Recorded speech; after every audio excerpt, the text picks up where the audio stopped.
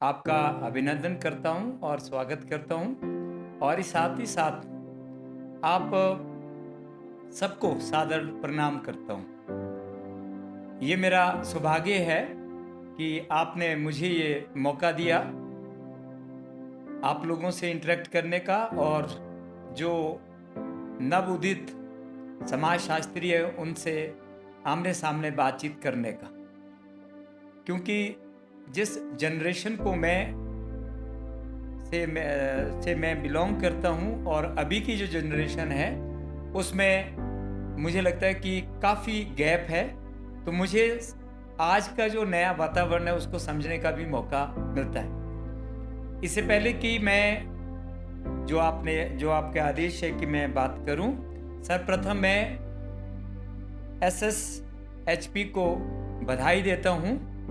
आज के इस शुभ अवसर पर आपने जो ये बीड़ा उठाया है, आपने जो ये प्रयास किया है, आप इस प्रयास में सफल हों और आपको ढेर सारी बधाइयाँ देता हूँ। और उसके साथ साथ ही मैं सभी प्रतिभागियों को, क्योंकि जो आने वाले कल के जो कर्णधार होंगे, आज जो हमारे छात्र हैं और सभी जो मेरे सहयोगी है पुराने, आप लोगों को इस पावन अवसर पर मैं बधाई देता हूँ और आशा करता हूँ कि हम समाज में जिस रूप में हम इस टीचर डे को आज मना रहे हैं उसके अनुरूप हम अपने जीवन में खरे उतरें। ये बड़ा हर्ष का विषय है कि आपने जो ये मौका चुना है इस नई सीरीज को चलाने का। ये ना केवल एक बड़ा पावन अवसर है हमारे लिए, हमारे एजुकेशन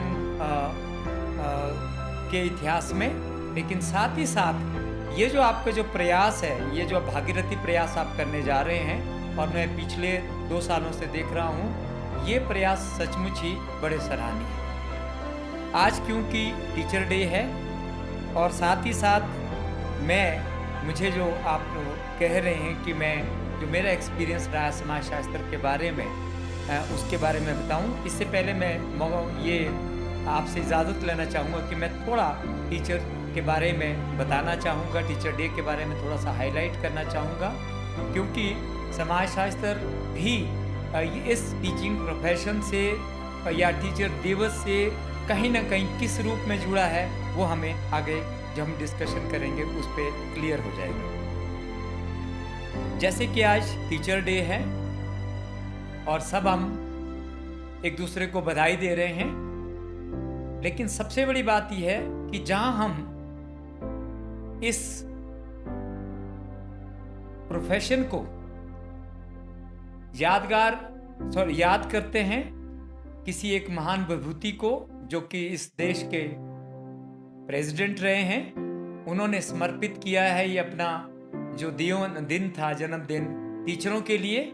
ये हमारे लिए बड़े सौभाग्य की बात है, लेकिन साथ ही साथ हमें यह मौका भी मिलता है कि हम आत्मनिरीक्षण करें कि हम कितने खरे उतरे हैं इस टीचर दिवस को मनाने के लिए, कितने खरे उतरे हैं हम अपने टीचर की भूमिका में, कितना हमने पिछले साल से इस साल इम्प्रूव किया है।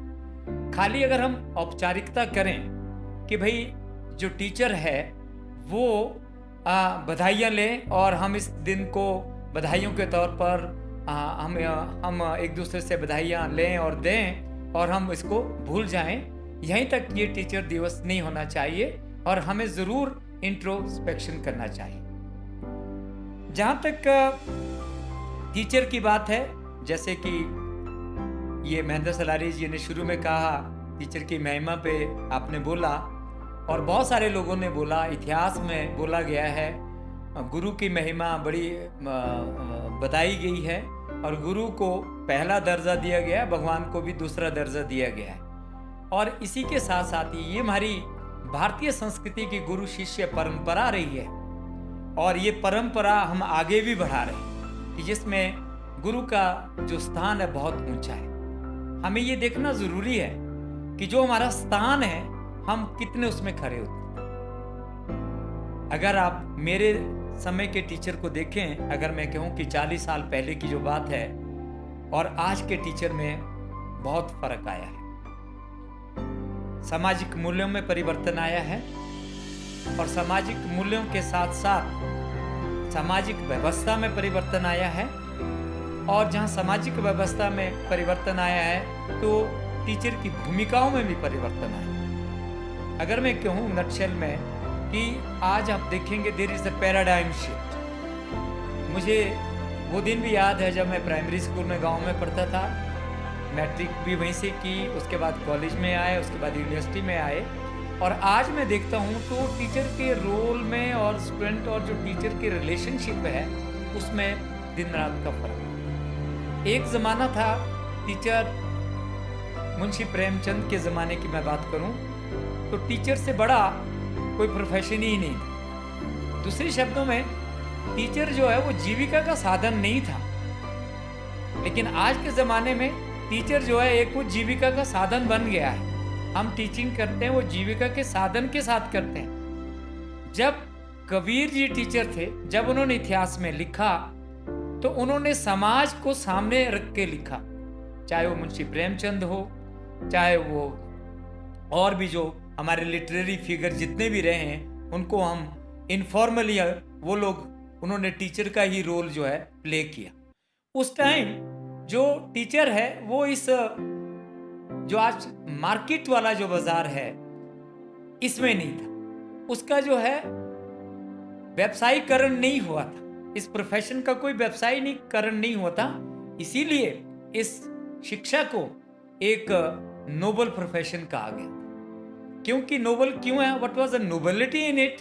क्योंकि हमारा जो प्रोफेशन था उसका एक उद्देश्य था, और वो उद्देश्य था समाज को आगे ले जाने का। और उस उद्देश्य के लिए टीचर जो है एक जो है वो अपने आप में उदाहरण पेश करता था, और वो जो उदाहरण है वो उदाहरण उसके वो ज्ञान का प्रतीक था, वो सादगी का प्रतीक था, वो सच्चाई का प्रतीक था, और वो उस क्रियाकलाप का प्रतीक था जिसको वो आगे जो है मार्गदर्शित करता था। वो औरों को अपने को प्रस्तुत करता था समाज में, ताकि लोग उसका अनुसरण कर सकें। और उस टाइम का जो टीचर था उसको ना तो उसको गाड़ी की चिंता थी, ना तो उसको कोई कोठी की चिंता थी। इसीलिए तो शुरू में हमारा अगर देखें टीचर जो है ऋषि मुनि होता था, और इसी श्रृंखला में अगर आप देखें उसको कभी ये धन माया जो है कभी भी सताती नहीं थी। इसीलिए अगर आप हमारे कल्चर में देखें उसमें कभी भी जो है ये जो विद्या की देवी है और जो लक्ष्मी है उनका कोई रिलेशनशिप नहीं रहा है। तो इसलिए आज के इस युग में मुझे लगता है there is a paradigm shift. आज हमारे सामाजिक मूल्य बदल गए हैं। आज टीचर भी एक जिस तरह एक नौकरी पेशा आदमी होता है उसकी तरह काम कर रहा है, और जब वो नौकरी पेशा आदमी के रूप में काम कर रहा है तो हमें ये देखना जरूरी है क्या हम उन उद्देश्य में खरे उतर रहे हैं, उन ऑब्जेक्टिव को लेके हम चले हैं जो टीचर के रूप में समाज ने हमारे सामने रखे हुए हैं। तो टीचर के रूप में मैं समझता हूँ कि आज कंपल्शन हो गई है, आज हमें नौकरी की कंपल्शन हो गई है, और उस नौकरी में आज जो प्रोफेशन है इसलिए बोना बहुत सारे लोग, मेरे को नहीं लगता कि टीचिंग जो है फर्स्ट प्रायोरिटी रही है। मैं आप लोगों से थोड़ा शेयर करना चाहूँगा कि अगर आप कभी, मैं सबको गाइड करूँगा कि आप जो है ये जो हमारे कवि है कुमार विश्वास, उनका एक लेक्चर सीरीज़ है यूट्यूब पे जो है वो आपको मिल जाएगा। उन्होंने वहाँ एक चाणक्य एकेडमी है उसमें ये भाषण दिया था।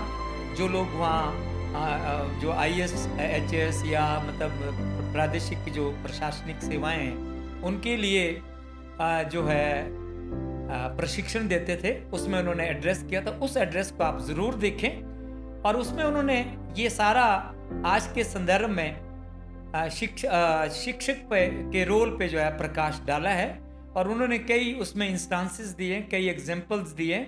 और उसमें मैं एक चीज़ बताऊं कि टीचर हमेशा अपने आप को असहाय सा महसूस करता। हम ज़्यादा खुश नहीं होते जब हम कहते हैं कि we are professor and we are teacher. क्यों? ये जो अंडरवर्ल्ड कंट्रीज है आई डोंट नो कि इसमें क्या हमें साइकी है। अगर आप बाहर देखें, जो डेवलप्ड वर्ल्ड है, प्रोफेशन जो है, टीचिंग का प्रोफेशन इतना इम्पॉर्टेंट है, इतना पवित्र है कि एवरीबॉडी फील प्रिविलेज। हम जो है आज के समाज में चमक धमक से बड़े प्रभावित हैं और इसीलिए हमें वो जॉब ज़्यादा अच्छी अट्रैक्ट करती है जिसको हम अपनी तनख्वाह से जोड़ते हैं, या जिसको हम समाज में, जिसको आप कह सकते हैं उस सम्मान से जोड़ते हैं जो लोग नकली सम्मान पाते हैं। जब तक आप उस पोस्ट में हैं तब तक आपको वो सम्मान मिलेगा। आप डीसी हैं, आप एक्सिन हैं, आप कुछ और हैं, आपको वो सम्मान मिलेगा। लेकिन टीचर एक ऐसा व्यक्ति है, उसको वो सम्मान, वो आपको तब पता लगेगा जब आप मेरी तरह रिटायर होंगे, तब आपको पता लगेगा कि वो सम्मान कैसा दिल से मतलब विद्यार्थियों से अपने टीचर को मिलता है। मैं कभी भी कहीं भी जाता हूँ तो टीचर बड़ा गर्व महसूस करता है, क्योंकि उसका स्टूडेंट आके कहता है कि सर आपने मुझे पहचाना, पाँव छूता है। शायद ही किसी आईएएस का कोई आदमी पाँव छूता होगा, कोई शायद ही किसी पॉलिटिशियन का कोई पाँव छूता होगा। वो तब तक ही पाँव छूता है उसका जब तक उसका उससे काम है। लेकिन टीचर का अगर बेशक वो कॉलेज टाइम में, स्कूल टाइम में टीचर के बारे में कुछ भी सोचता हो, क्योंकि उसकी एक समझ होती है बच्चे की, वो क्योंकि टीचर डांटता भी है, टीचर एक गार्डियन होता है, गुरु होता है, मार्गदर्शित होता है, वो उसको एक शेप देता है। तो कई बारी बच्चा इतना मैच्योर नहीं होता, वो कई तरह की धारणा भी बढ़ाता है टीचर के बारे में, लेकिन जब वो समाज में कुछ बनता है तो तब आपको पता लगता है कि टीचर का जो रोल है, आपने क्या कमाई की है। और मुझे बड़ा गर्व महसूस होता है जब मैं अपने पढ़ाए हुए बच्चों को, जैसे मैं आज टीचर डे है, आप विश्वास नहीं करेंगे कि मुझे बहुत सारे इतने मैसेज आए, मुझे कईयों को ध्यान भी नहीं रहता है। और ये जो जितने भी मैसेज हैं, ये उन सफल व्यक्तियों के मैसेज हैं जिनका मुझे तो नहीं लगा कि मेरा कोई उसमें हाथ रहा हो। मुझे तो सिर्फ अपना जो उत्तरदायित्व मुझे जो दिया गया था, मैंने तो उसको पूरा किया है। लेकिन जब उनके मैसेज में पढ़ता हूँ तो मैं सचमुच ही भावुक हो जाता हूँ। भावुक होना इसलिए जरूरी को इतना अच्छा लिखते हैं कि मतलब मुझे विश्वास ही नहीं होता है कि वो इतना अच्छा लिख सकते हैं और इतनी अच्छी उनकी सोच है। तो मुझे लगता है कि टीचर का जो उसका जो जमा नफी, जो नाफा, जो नुकसान है, वो सैलरी से नहीं होता है। इसलिए जितने भी यहाँ जो छात्र लोग बैठे हैं, जितने भी जो नवोदित जो सोशियोलॉजिस्ट है, मेरा उनसे आग्रह है, प्लीज आप अपने प्रोफेशन को किसी और से मत कंपेयर कीजिएगा। आप एक निडर बनिएगा। टीचर एक निडर होता है। इसीलिए चाणक्य को अगर आपने पढ़ा है, उसने इतिहास को बदल दिया। लेकिन किसी आईएएस ने इतिहास को नहीं बदला, डॉक्टर ने इतिहास को नहीं बदला, नोबेल लॉरेट्स जितने भी वो टीचर ही हैं बेसिकली। हम समाज से जुड़े हैं, समाज हमारे सामने हमारा गोल है, वो हमारा उद्देश्य है। और आपको सच बोलने में आपको निडर बनना है। और टीचर वही होता है जो निडर होके अपनी बात को रखता है, निडर होके वो बच्चों को पढ़ाता है और निडर होके उनको जो है सही और गलत की पहचान बताता है, और तभी तो उसके व्यक्तित्व का निर्माण होता है। आज इस शिक्षक दिवस के उपलक्ष्य में मैं चाहूँगा कि मेरे जो जितने भी मेरे पुराने जो साथी हैं और जो नए लोग जिन्होंने ज्वाइन किया है, वो ज़रूर आत्मनिरीक्षण करें कि हम वो टीचर हैं, हमारा जो उत्तरदायित्व है समाज के सामने, वो है जिसको भगवान से भी ऊपर का दर्जा दिया गया है। और मैं आपको सच बता दूं, और सबसे बड़ी जो बात है, बहुत बड़ा भाषण नहीं देना पड़ता है, बहुत बड़ा ज्ञान नहीं होना चाहिए, बहुत बड़ा अच्छी अंग्रेजी या अच्छी भाषा में कमांड नहीं होना चाहिए। सबसे बड़ी जो जरूरी है आपकी निष्ठा, आपकी ईमानदारी, आपकी अनबायस्डनेस बच्चों के प्रति। क्योंकि हम जो टीचर हैं, हम कई बार बायस्ड हो जाते हैं, खासकर जैसे इवैल्यूएशन है, आप बिल्कुल अनबायस्ड होके देखिएगा, बच्चे को सामने मत देखिएगा। बच्चे को आप अपना एक जो है, आप अपने उद्देश्य के तौर पे जो है बच्चे को आपने एक निर्माण करना है, और उसको सामने रख के जो है आप एक ईमानदारी से बच्चे का एक मूल्यांकन करें, बच्चे को डांटे, बच्चे को प्यार भी दें और बच्चे का सही मार्गदर्शन करें, ताकि उसका एक व्यक्तित्व का विकास हो और वो जो आपने उस पेड़ को लगा दिया, जो उसकी काट छांट कर दिया है, वो आगे जाके जो है समाज में तभी वो एक उपयोगी सदस्य से बन सकता है। तो मेरा आज के इस पावन अवसर पर सभी टीचरों से, सभी सोशियोलॉजिस्टों से अनुरोध है कि वो एक अच्छे शिक्षक बनने के लिए उन सारे गुणों को अपनाएं जो एक टीचर के लिए ज़रूरी है, और साथ ही साथ वो जिस काम को भी करें वो अपना उदाहरण सामने पेश करें, क्योंकि जो प्रैक्टिस है वो इम्पॉर्टेंट है। क्योंकि मैंने बहुत सारे टीचरों को सुना है, मैंने बहुत सारे अच्छे अच्छे स्कॉलरों को सुना है, मुझे लगता है कि वो जितना उनको आता है वो धरातल पे नहीं उतरता। जब तक आपका धरातल पे आपका ज्ञान नहीं उतरता है, उस ज्ञान का खाली कोई उसका कोई महत्व नहीं है। उसका महत्व तभी बनता है अगर आप उसको व्यवहारिक रूप दें, और वो व्यवहारिक रूप आपका क्लासरूम में झलकता है, वो व्यवहारिक रूप आपका अपने छात्रों के प्रति आपका क्या व्यवहार है वो झलकता है। कितने आप सिंसियर होकर आप जॉब को करते हैं, कितनी आप उसमें लगन है, और कितना उसको आप सबसे बढ़िया एंजॉय करते हैं। आप प्लीज अपने काम को एंजॉय करें। जब तक आप एंजॉय नहीं करेंगे तब तक आप उस काम में सफल नहीं होंगे। तो इन्हीं शब्दों के साथ मैं एक बार फिर आप सब लोगों को इस पावन अवसर पर बहुत बहुत बधाई देता हूं, और आशा करता हूं जिस उद्देश्य के कारण इस शिक्षक दिवस को 5 सितंबर को रखा गया है उसमें हम खरे उतरेंगे। रही बात जो मेरा अनुभव रहा है समाज शास्त्र को से संबंध जोड़ने का, को पढ़ाने का और पढ़ने का, वो मैं अब मैं शेयर करना चाहूँगा। जैसे कि मैंने आपको पहले बताया कि मैं गांव के स्कूल में पढ़ा हूँ। बिल्कुल वो गांव अब शायद आपको देखने को नहीं मिलते हैं, नई जनरेशन को। वो ऐसे गांव थे जब पेरेंट्स कभी भी नहीं बोलते थे कि पढ़ो। मुझे नहीं याद कि मेरे पेरेंट्स, हालांकि मेरे पेरेंट्स जो है टीचर थे, मेरे मदर मतलब गृहिणी है गाँव में जो कि खेती बाड़ी करते हैं। मैं बेसिकली गाँव के परिवेश में ही रहा हूँ और खेती बाड़ी करते थे। तो गाँव घर वाले कभी भी नहीं बोलते थे कि भाई तुम पढ़ो भी।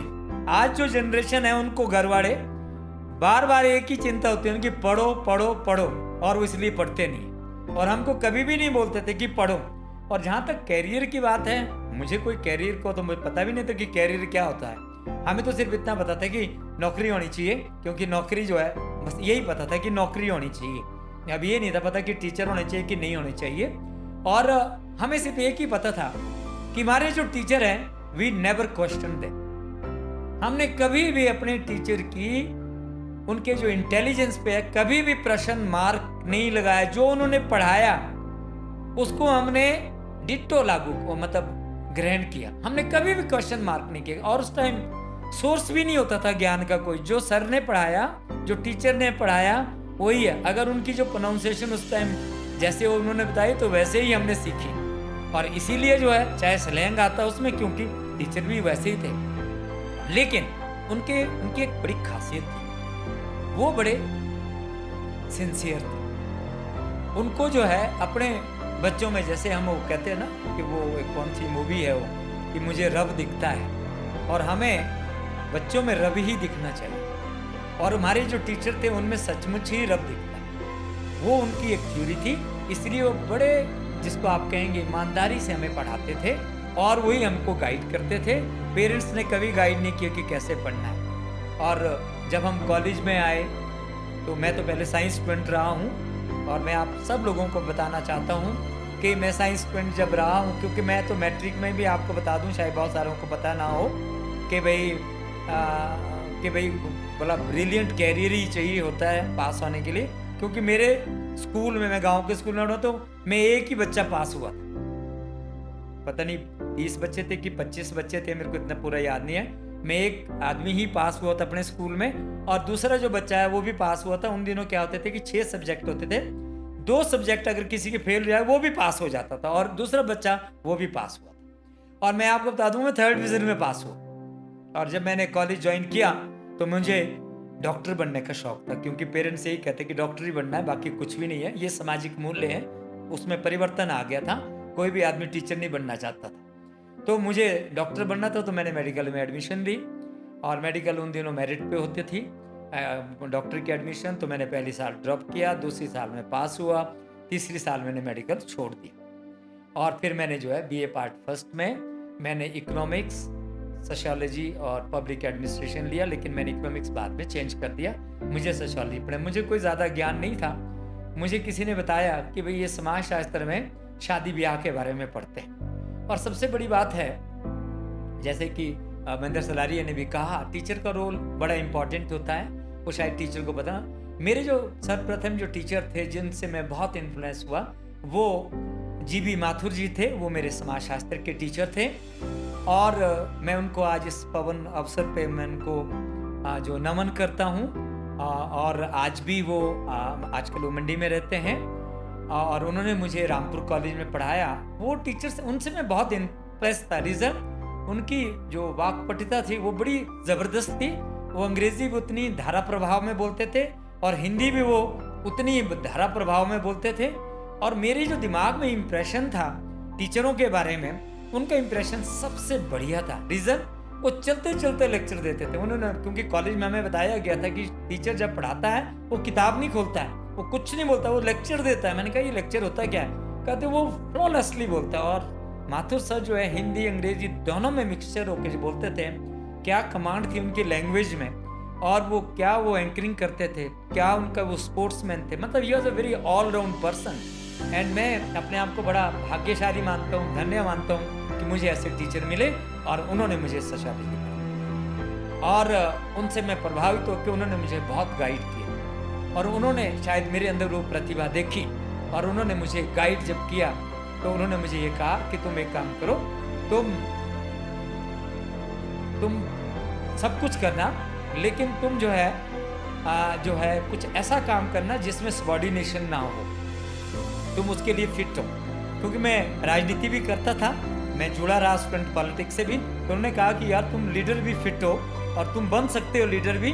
अगर लीडर बने तो मेरा ये मानना है कि तुम लीडर, बहुत सक्सेसफुल लीडर बनोगे। लेकिन तुम जिस भी फील्ड में जाओ, सिर्फ तुम्हें छोटी नौकरी नहीं करनी। छोटी नौकरी करोगे कि तुम जो है क्वेश्चन करते हो, तुम जो है, मैं साइंस बैकग्राउंड का आदमी है, तुम क्वेश्चन करते हो। जब तुम क्वेश्चन करते हो तो आप जो है मतलब तो अथॉरिटी जो है आजकल समाज में ऐसी है, वो क्वेश्चन नहीं मानती। तो उन्होंने मुझे गाइड किया था कि आप Tata institute of social sciences Bombay जाइए। मैं उस ज़माने में 83 में Tata institute of social sciences में गया उनके कहने से। तो वहाँ मैंने सोशल वर्क और उसका टेस्ट दिया। उसमें था MBA तो नहीं है वो, उसको मतलब that is equivalent to MBA, उसको कहते हैं मैनेजमेंट की डिग्री होती थी वो।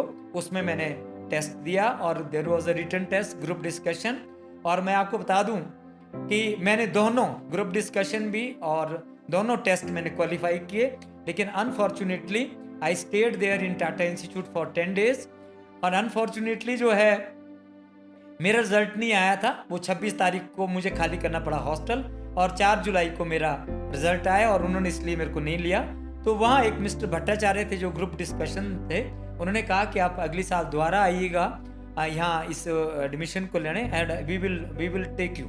क्योंकि उन दिनों कंडीशन थी कि 55% नंबर आपके BA में होने चाहिए, अगर नहीं है तो वो आपको नहीं लेंगे, मिनिमम एलिजिबिलिटी थी वो। तो क्योंकि मेरा रिजल्ट नहीं आया था तो उन्होंने मुझे गाइड किया कि मैंने कहा सर मैं 1 साल में क्या करूँगा। तो उन्होंने कहा कि यू डू वन थिंग, आप ना समाज शास्त्र को विषय में आप जो है एडमिशन लीजिए। तो मैं जब वहाँ से बॉम्बे से आया तो मैं आते आते पंजाब यूनिवर्सिटी चंडीगढ़, क्योंकि चंडीगढ़ तो मैं तो डर ही गया 17 सेक्टर से उधर से चंडीगढ़ जाते हुए। मैंने फॉर्म लिया और मैं वापस अपने गांव आया और मैंने फॉर्म भरा और मैंने अप्लाई किया। जबकि मैं इंटरेस्टेड था पब्लिक एडमिनिस्ट्रेशन में, मैंने पब्लिक एडमिनिस्ट्रेशन में भी अप्लाई किया और मैंने लॉ में भी अप्लाई किया। और मेरी जो एडमिशन है वो फर्स्ट लिस्ट में किसी में भी नहीं हुई, क्योंकि वहाँ मेरिट जाती थी। अब मेरे जो नंबर थे, मेरे नंबर 57% थे BA में। उन ज़माने में सेकंड क्लास आना ही बड़ा भारी था, फर्स्ट क्लास तो मेरी थी नहीं। तो मेरा नंबर नहीं आया और मैंने जो है HU यूनिवर्सिटी में लॉ में एडमिशन ली, नहीं साइकोलॉजी में एडमिशन ली। और उसके बाद मैंने लॉ में एडमिशन ली और मीनवाइल मेरा जो वेटिंग लिस्ट में नंबर था तो मेरा समाज शास्त्र में मुझे बुलावा आ गया और मेरी एडमिशन हो गई। And I did from there MA and फिर MPhil और PhD। उस बीच में मैं JNU भी गया मैंने वहाँ भी टेस्ट दिया, मैं वहाँ भी क्वालिफाई हुआ, लेकिन मेरा रिज़ल्ट, क्योंकि 83-84 का जो बैच था पंजाब यूनिवर्सिटी का, और उसके रिज़ल्ट लेट आए ऑपरेशन ब्लू स्टार की वजह से, इसलिए जेएनयू वालों ने मेरे को इंटरव्यू में जो है मैंने इंटरव्यू तो दिया, बट उन्होंने मेरे को डिसक्वालीफाई किया कि हम आपका कंसीडर नहीं करेंगे, क्योंकि हमने कहते आपको पहले ही लिखा था कि वही आदमी एमफिल में यहाँ आएगा जिसका रिजल्ट क्लियर है। तो मैं हार के जो मैं पंजाब यूनिवर्सिटी में मैं एमफिल में किया, उसके बाद मैंने अपनी पीएचडी की, और उसी बीच मेरा जो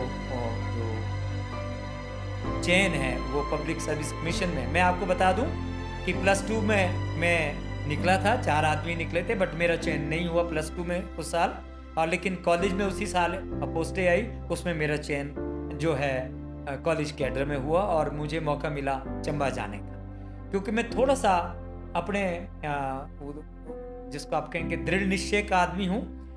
बेशक मैं कभी भी इंटेलिजेंट आदमी नहीं रहा, मेरा जो ये एड्रेस करने का जो तात्पर्य है वो उन सब विद्यार्थियों को है जो ये सोचते हैं कि हमारा कैरियर इतना अच्छा नहीं है, जो ये सोचते हैं कि मैं रूरल बैकग्राउंड से आया हूँ, जो ये सोचता है कि भाई जो ब्रिलियंट लड़के हैं जो फर्स्ट सेकेंड ही आते हैं वही आगे चल सकते हैं। नहीं, जीवन में कभी भी जिस दिन आपकी अंतरात्मा आपको जगा देगी, आप जो है जागेंगे, उसी दिन आप सफलता आपके पांव चूमेंगे। और मैं बड़ा दृढ़ निश्चय का आदमी हूँ, और इस मामले में, और जब मेरी अपॉइंटमेंट चंबा हुई तो बड़े बड़े लोग चंबा जाने से डरते थे, क्योंकि चंबा जो है वहाँ स्ट्राइक हो रही थी बच्चों की, तो मेरे को ज़बरदस्ती जो है उधर भेजा गया, और मेरे साथ बडोला सर थे, उनको जो है सीमा कॉलेज भेजा गया, हम 2 ही सिलेक्ट हुए थे। तो उसके बाद जब मैं चंबा गया तो मेरा जो एक्सपीरियंस था बड़ा अच्छा नहीं था, क्योंकि मैं चंडीगढ़ होके बड़ी लंबी जर्नी थी, हम तो कभी पहाड़ के जो लोग हैं हम घर से बाहर ही नहीं निकलते हैं, इसीलिए हम सीखते कम हैं। हम आज भी ट्रांसफ़र से डरते हैं, वो चाहे महेंद्र सलारिया हो, चाहे रुचि मैम हो, वो चाहे और सोशोलॉजिस्ट हो। मैं इस बात को मुझे कहने में कोई हिचक नहीं होती है कि सब लोग आप लोग जो है ट्रांसफ़र से डरते हैं, और मैं आपको बताऊं मैं ज़िंदगी में कभी ट्रांसफ़र से नहीं डरा, और इसलिए शायद मैं निडर रहा, और इस निडरता के कारण मुझे लगता है कि मैं एक टीचर के कर्तव्य निभाने में काफ़ी हद तक सफल हुआ, ऐसा मैं मानता हूँ। और जब मैंने चंबा ज्वाइन किया, आप विश्वास नहीं करेंगे कि वहाँ कोई भी क्लास नहीं थी, मुझे ज़बरदस्ती वहाँ भेजा गया, और लेकिन मैंने फिर भी इंजॉय किया, मैंने वहाँ दूसरी एक्टिविटीज़ में पार्टिसिपेट किया, और उसके बाद जो है मैं 8-9 साल बाद में वहाँ रहा, और 9 साल में वहाँ रहा तो 9 साल में मुझे जो है मेरे ही छात्र ने उठाया वहाँ से और मुझे रामपुर भेज दिया। उसके साथ मैं 8 साल वहाँ रहा, वहाँ से भी मुझे उठाया गया। उसके बाद मैं जो हूँ, हेलो, आवाज़ आ रही है? हेलो हेलो, हाँ। उसके बाद मैं दोबारा चुवाड़ी स्टेशन गया, और उसके बाद फिर उठाया गया, तो मैं घूमता ही रहा। बट मैं बच्चों को बता दूं, और अपने नए जो नव उदित जो टीचर हैं मेरे, और जिन लोगों ने अभी भी प्रोफेशन ज्वाइन किया है, मैं आपको बता दूं कि मैं जिस भी स्टेशन को मैं गया, मैं वहाँ भावनात्मक रूप से जुड़ा। इसीलिए आज भी मैं हमेशा मानता हूँ कि Chamba is the second home to me. और मैं चुवाड़ी से मुझे बड़ा लगाव है, मुझे अर्की से बड़ा लगाव है, मुझे अपने बच्चे आज भी जुड़े हैं। क्यों? मैंने कभी सरकार को नहीं कोसा, सरकार को अगर मुझे ट्रांसफ़र की, मैंने कभी ये नहीं कहा उसकी सज़ा अपने बच्चों को दी। मैंने सब बच्चों से वही प्यार मुझे जो रामपुर मिला, वही प्यार मुझे बाहर मिला। अगर मैं आपको कहूँ, जो मेरा जो अनुभव है, मैं बड़ी सच्चाई के साथ कह रहा हूँ, जितना प्यार मुझे घर से बाहर मिला, उतना प्यार मुझे घर में नहीं मिला। घर में तो आप के ऊपर 100 प्रश्न मार्क लगते हैं, लेकिन जो प्यार मुझे चंबा में मिला, अर्की में मिला, उसके बाद मुझे आनी में मिला और शिमला में मिला, इतना प्यार मुझे कहीं भी नहीं मिला। हमें आज भी लगता है कि गांव में कौन सर्व करने जाएं, कुछ नहीं है। नहीं, ऐसा कुछ भी नहीं है। जो कुछ आप वहाँ सीखते हैं, शायद ही इतना आप शहर में सीख पाएं। तो जहाँ तक समाज शास्त्र की बात है, मैं आपको बता दूं कि एक टाइम में रामपुर कॉलेज में, आई स्टिल रिमेंबर, एक तो मैं बहुत ज़ोर से बोलता हूँ, मेरे छात्रों को पता है, मैं वहाँ क्लास हॉल में लगाता था। मेरे एक सेशन में 500, मेरे ख्याल 40 बच्चे थे। 504 ही बच्चों की तो मैंने हाजिरी कहाँ से लेनी। और मैंने कहा था कि मुझे माइक दे दो, फिर वो साथ ही हॉस्टल था और निचली साइड कोई इग्नो का ऑफिस था। तो जब मैं पढ़ाता तो सर बोलते थे कि भाई हमने ना आपका लेक्चर सुन लिया। मैंने कहा कैसे सुना? कहते आपने आज ये पढ़ाया। मैंने कहा आपको कैसे पता लगा? तो उन्होंने कहा कि आप इतने ज़ोर से बोलते कि हॉस्टल में भी बच्चों को सुनाई दे देता है और कहते हैं नीचे भी सुनाता है। तो ये जहाँ तक मेरा जो एक्सपीरियंस है, अगर आप दिल दिमाग से पढ़ाएं, अगर आप लगन से पढ़ाएं, बच्चे हमेशा बच्चे ही होते हैं, वो आपको अपनाने में देर नहीं लगाते। मैंने बच्चों को डांटा भी हूँ, मैं बहुत सख्त मिजाज का आदमी भी रहा हूँ, लेकिन मैं उतना दोस्ताना भी रहा हूँ। मेरा जो है संबंध रहा है बच्चों के साथ और मैं गाइड भी किया हूँ। अब मुझे अपने बच्चों का पता लगता है, जब कभी मेरे फेसबुक में जुड़ते हैं, कभी मेरे वो इंस्टाग्राम में जुड़ते हैं, तब मुझे पता लगता है कि कोई बैंक में है, कोई कहाँ है, कोई कहाँ है। तो मैं तो कभी जानता नहीं हूँ, जब कभी वो मेरे पाँव छूते तब पता लगता है उनको कि वो मेरे स्टूडेंट रहे हैं, पढ़े हैं मेरे पास। कोई जर्नलिज्म में चले गए, बहुत सारी फील्ड में लगेंगे। तो मुझे बड़ा गर्व महसूस होता है और मैं सोचता हूँ कि भाई अगर हर टीचर ये महसूस करे कि जो उसका जो प्रोफेशन है दैट इज द बेस्ट। और आज एक्सीलेंट का ज़माना है। अगर आप बार्बर की शॉप में भी जाएं, अगर आप एक्सीलेंट हैं you will get the result. अगर आप कोई शू मेकिंग का काम भी करता है इज एक्सीलेंट। तो आप अगर अपने प्रोफेशन में एक्सीलेंट हैं तो हमें उसका कंपैरिजन नहीं करना। जो आपको जो सेटिस्फेक्शन अपने जॉब में आती है वो आपको तब महसूस होगा जब आप अपनी कंट्रीब्यूशन दें। दूसरी बात मैं आपको ये बताना चाहूँ कि चाहे वो मैं चंबा में पढ़ाया, चाहे मैंने चुवाड़ी में पढ़ाया, चाहे अर्की में पढ़ाया, जो स्टूडेंट्स हैं वो कभी भी नहीं तो वहाँ हिस्ट्री और पॉल साइंस में ही एक रश होता था, लेकिन समाज शास्त्र में मेरे को कभी ऐसा महसूस नहीं हुआ कि बच्चे नहीं आए। लेकिन मैं एक बात और भी बता दूं कि समाज शास्त्र को जब हम पढ़ाते हैं तो उसमें आपको जब आप उसको इस ढंग से पढ़ाते हैं कि जो बच्चों को समझ आए, हम उसको एग्जामिनेशन के पॉइंट ऑफ व्यू से नहीं पढ़ाते हैं। क्योंकि जो समाज शास्त्र है उसकी जो है हमें पढ़ने के दो बड़े फायदे। एक फायदा तो ये है कि हमारी जीविका से जुड़ा, वो तो है ही है। दूसरा, जैसे कि मैंने सलारिया ने भी कहा, वो आपको आत्मचिंतन करने का एक मौका देता है।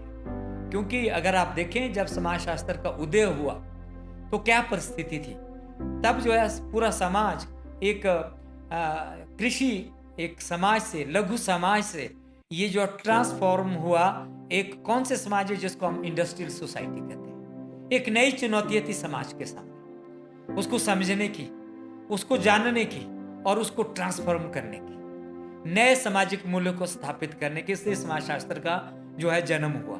और वो जो जन्म था बहुत सारे लोगों ने, जैसे कौन था जिसको हम फादर ऑफ द सोशियोलॉजी कहते हैं, कि उनका ध्यान गया कि क्यों ना ऐसे लॉज बनाए जाएं जिन लॉज के आधार पर समाज का निर्माण किया जाए। क्योंकि जो समाज है हमारे पास ये कंस्ट्रक्टेड रियलिटी है, ये सब जानते हैं, ये नेचुरल नहीं है। It appears to be natural. इसको स्टडी करने के लिए इसको कंस्ट्रक्ट किया गया है। जब हम इसको कंस्ट्रक्ट करते हैं तो we can make the laws, we have to discover the laws. और इसीलिए जब हम लॉज को डिस्कवर करते हैं we can transform the society. आज भी हमारे सामने ये चुनौती है, चाहे वो कोविड-19 के बाद का है। आज देखिए शिक्षा के क्षेत्र में चुनौती है, आज वह समाज में चुनौती है, सामाजिक मूल्यों को लेकर चुनौती है, कस्टम कल्चर को लेकर चुनौती है, बच्चों में जो हमारी सामाजिक बुराइयां हैं समाज में उनको लेकर चुनौती है। हमने समाज को किधर ले जाना है। आज रॉकेट बनाना आसान हो गया है, चांद पे जाना आसान हो गया है, लेकिन समाज को ट्रांसफॉर्म करना आसान नहीं होगा। आज भी हम अनटचेबिलिटी से लड़ रहे हैं। हम चाहे किताबों में कुछ भी पढ़ें लेकिन हम यहाँ पूरी तरह से फेल हैं। आज भी अगर आप देखें समाज में हम जो है जातिवाद, धर्म, इन बहुत सारी चीजों से आज भी हम ग्रसित हैं। ये हमारे सामने आज भी एक चुनौती है। अगर ये चुनौती है तो समाज शास्त्र आपके व्यक्तित्व को ढालता है। जो मैं समझता हूँ मेरे अंदर अगर कोई परिवर्तन आया है, मैं ना आस्तिक हूँ मैं ना नास्तिक हूँ, लेकिन मैं एक समाज शास्त्री के नाते यस मैं हर चीज को क्वेश्चन जरूर करता हूँ और आपको क्वेश्चन भी करना चाहिए। क्योंकि समाज में जो चीजें हैं, अगर बेशक हम समाज में परिवर्तन नहीं ला सकते हैं लेकिन हम एटीट्यूडल लेवल का परिवर्तन तो ला सकते हैं। अगर मैं खुद नहीं बदल सका, समाज को नहीं बदल सका, मैं अपने आप को तो बदल सकता हूँ ना। अपने आप को कैसे बदल सकता हूँ? हम जो आगे आने वाली जनरेशन है एटलीस्ट हम उनको वो सामाजिक मूल्य तो बताएं जो सामाजिक मूल्य आज नहीं है नए सामाजिक मूल्य के बारे में बताएं। और इसमें मैंने समाज शास्त्र का जो मेरा एक्सपीरियंस है पढ़ाने का, मैंने बहुत सारी चीज़ें सीखी इसको पढ़ते पढ़ते और पढ़ाते पढ़ाते। वो क्या क्या मेरे जो एटीट्यूडल लेवल में चेंज आए, मेरे जो बहुत सारे जो कस्टम, कल्चर, ट्रेडिशंस हैं, उनके बारे में जो मेरा जो दृष्टिकोण है वो मैंने बदला, उसको मैंने वैज्ञानिक सोच दी। और ये जो वैज्ञानिक सोच है ये आपके व्यक्तित्व को भी निखार लाता है। और इस वैज्ञानिक सोच में आपको आज वुमेन को आपको एक स्थान देना पड़ता है, आपको इक्वल उसको ट्रीट करना पड़ता है। आपको जो है समाज में जितनी भी जो चीज़ें हैं, जो नए समाज की चुनौतियाँ हैं, उनको आपको एक एक्सेप्ट करना पड़ता है। और उस एक्सेप्ट करने में मैं आपको कहूँ, मैं अपने आप को भी इस समाज शास्त्र को पढ़ाते पढ़ाते परिवर्तित किया मैंने अपने आप को। और मैं आज भी आपको कह सकता हूँ कि बहुत सारी चीज़ों को मैं आज नहीं मानता हूँ। इसलिए कई बार क्योंकि लोग समझते कि भाई जो समाज शास्त्र के लोग बड़े रेडिकल होते हैं, उनको एक ऐसा समझते हैं कि वो बड़े क्रिटिकल होते हैं और उनको एक पर्टिकुलर विचारधारा के साथ भी जोड़ा जाता है। जबकि मार्क्सिज्म को समझना, मार्क्सिज्म को मतलब पढ़ना, उसका कोई किसी राजनीतिक पार्टी से कोई संबंध नहीं है। मार्क्सिज्म तो जो बात करता है वो एक समझने की एक प्रक्रिया है। और वो प्रक्रिया क्या है कि हम किस तरह एक सामाजिक परिवर्तन या सामाजिक जो दशाएं हैं उनको हम कैसे समझ सकते हैं, उसका एक वैज्ञानिक रूप से समझने का एक तरीका है। इसीलिए बहुत सारे लोग सोचते हैं कि भाई ये लोग तो अब ऐसी बातें करते हैं जिसका भाई समाज से बिल्कुल हट के बात करते हैं। कोई भी बात आप समाज में करते हैं, जितने भी चिंतक हुए हैं उन्होंने हटके ही बात की है, क्योंकि वो उनको समझ आई है और उन्होंने अपने आप को उसके प्रति ढाला है। तो मैं ये कहना चाहूँगा कि इस समाज शास्त्र से जो मेरा एक्सपीरियंस है, एक तो ये एक्सपीरियंस है कि मैंने इसको एंजॉय किया, दूसरा मैंने इसको पढ़ते पढ़ाते अपने आप को भी परिवर्तित किया और मैंने नए सामाजिक मूल्यों में अपने आप को ढाला। और उस नए सामाजिक मूल्य में मैंने अपने परिवार को भी ढाला, जितना मैं कर सकता था मैंने अपने बच्चों को भी ढाला उस सामाजिक मूल्य में। और मैं कोशिश करता हूँ कि उन सामाजिक मूल्यों में उसका आचरण मैं खुद भी करता रहता हूँ। चाहे मेरा कोई कस्टम कल्चर है, अगर आप कोई मेरे संपर्क में आया तो आप देखें कि मैं थोड़ा हट के इसलिए चलता हूँ कि मैं उसको जो समाज में गलत है उसको मैं चैलेंज करने का शक्ति रखता हूँ। और ये शक्ति मेरे को कोई दैवीय शक्ति नहीं आती है, ये शक्ति मुझे उसी ज्ञान से आई है जो मुझे समाज शास्त्र ने प्रदान की। दूसरी बात जो मैं आप लोगों से शेयर करना चाहता हूँ वो ये है कि इस समाज शास्त्र को आपने कैसे पॉपुलर बनाया। आजकल जब से ये सेमेस्टर सिस्टम आया या एनुअल सिस्टम आया, आपको मानना पड़ेगा कि हमारे जो पढ़ाने की शैली है उसमें बड़ा परिवर्तन आया। मुझे आज भी अच्छी तरह याद है और मैं बड़ा भाग्यशाली समझता हूँ अपने आप को कि मुझे पिंपले सर जैसे आदमी ने पढ़ाया, मुझे बड़े अच्छे टीचरों ने समाज शास्त्र पढ़ाया पंजाब यूनिवर्सिटी चंडीगढ़ में। और मैंने उन टीचरों को सबसे पहली बारी उनको मैंने अपने सामने देखा, मतलब दूसरी यूनिवर्सिटी के टीचर थे जो किताबें लिखते थे। उन दिनों ये किताबें सेमेस्टर वाली नहीं लिखते हैं जो महेंद्र सलारिया जी लिखते हैं, मेरे जो केवल जी लिखते हैं, रविंद्र चौहान जी लिखते हैं, जो हमारे टीचर लिखते हैं, वो किताबें नहीं लिखते थे। वो किताबें और तरह की किताबें लिखते हैं जिसको आप रेफरेंस बुक कह सकते हैं। आज के संदर्भ ग्रंथ लिखते थे, वो पर्टिकुलर टॉपिक पे लिखते थे। उन लोगों को जब मैंने पहली बार सेमिनार सुना तो मुझे लगा कि टीचर बनना इज इम्पॉर्टेंट थिंग। पहले मैं भी सोच रहा था मैं चेस बनूं, क्योंकि चंडीगढ़ जो मेरे सारे फ्रेंड्स थे वो सारे कंपटीशन में ही गए। मैंने धारणा बदली अपने टीचर को देख के। मैंने कहा अगर टीचर हो तो ऐसा हो जो भाषण ऐसा दे, जो सब्जेक्ट में इस तरह बात। मैंने इतने अच्छे स्पीकर, मेरे को अगर मैं मेंशन करूं तो एक बारी तो मैं उनको सुना, मैं नाम भूल रहा हूँ अभी, मैं आ जाएगा मुझे याद। सर जो है दिल्ली यूनिवर्सिटी के प्रोफेसर थे और जब मैंने उनका भाषण सुना तो आप विश्वास नहीं करेंगे कि मैंने जो है Oberoi sir, Oberoi was the professor in university of Delhi. उनकी वाइफ भी प्रोफेसर है, ऑस्ट्रियन लेडी है, पैट्रिशिया ओबरॉय सर के जब मैंने 5-6 लेक्चर सुने, आप विश्वास नहीं करेंगे जितने भी टीचर थे वो जो है चाय भी वहीं पी उन्होंने, कहते सर हम आपके लेक्चर को मिस नहीं करना चाहते। तो मेरे दिमाग में उसी तरह मैंने जो है पॉलिटिकल साइंस के टीचरों को सुना, मैंने जो है ज्योग्राफी के टीचरों को सुना जो बाहर के थे, बड़ा एक्सपोजर था, और मैंने बड़े इंटरनेशनल और नेशनल सेमिनार सुने। मैं तो सिर्फ स्पेक्टेटरी था, सुनने वाला था, और उन्होंने मुझे ये भावना जगाई कि मुझे टीचर ही बनना है। और मैं आपको बड़े ईमानदारी से कह रहा हूँ, मैंने कोई एचएस का पेपर नहीं दिया, मैंने कोई, एक बार मैंने बैंक का भरा था, मैंने उसी टाइम ये धारणा बढ़ा दी थी मुझे टीचर ही बनना है, और टीचर भी मुझे वैसा बनना है जो मेरे टीचर की तरह हो, और क्योंकि वो मेरे सामने एग्जाम्पल थे। और वो उस जमाने में भी उनकी सादगी थी। मेरे सर प्रोफेसर अय्यर थे मेरे गाइड, वो उस टाइम भी साइकिल पे चलते थे, एक टूटी सी साइकिल थी। गोयल सर थे फिलॉसफी में पंजाब यूनिवर्सिटी में, कितना उनका मतलब स्वभाव था, उनका जो जीवन, जो एक उनका जो दिनचर्या थी उनकी, या जो उनकी सादगी थी, वो इतनी सादगी थी कि वे पैदल ही चलते थे। मुझे लगा कि टीचर तो बड़ा सेटिस्फाइड जैसा आदमी है, और इतना निश्चिंत है, इनको कोई भी चीज़ डिस्टर्ब नहीं करती है, बड़ी बड़ी गाड़ियाँ नहीं डिस्टर्ब करती हैं, कोठियाँ नहीं डिस्टर्ब करती है। मैं उनके जब घर भी गया, सिंपल खाना खाते थे। मैंने कहा टीचर होता है सर, मैंने कहा मुझे जीवन में ऐसा ही व्यक्ति बनना, मुझे छोटा ही व्यक्ति बनना है, लेकिन मुझे बनना है तो इनकी तरह बनना। और मैं वाकई इंस्पायर हुआ अपने टीचर से।